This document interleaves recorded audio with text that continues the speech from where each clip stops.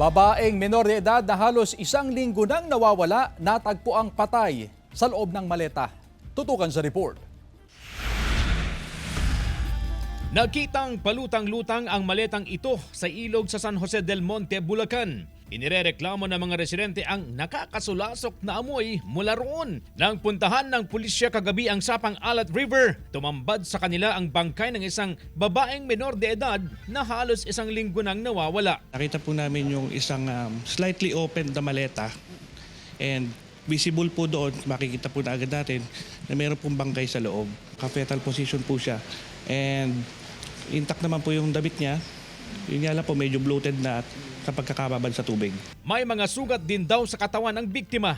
Tinitingnan din ng pulisya kung inanod lang ang maleta patungo sa bahagi ng ilog na sakop ng Bulacan.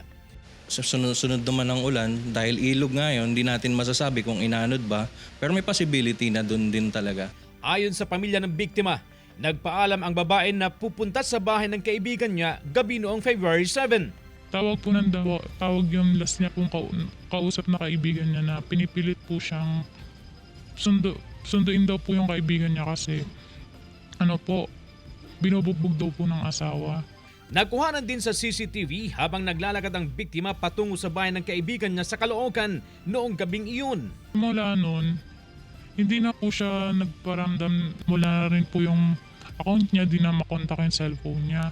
Sunod na raw nilang nakita ang kaanak na wala ng buhay at nakasilid sa maleta. Sobrang grabe. Nakita ko yung itsura ng katawan ng kapatid ko. May butas din eh. Tas yung mukha niya. Hindi ko na siya makilala. May mga person of interest nang tinitingnan ng pulisya sa pagpatay sa biktima. CJ Torida, One North, Central Luzon.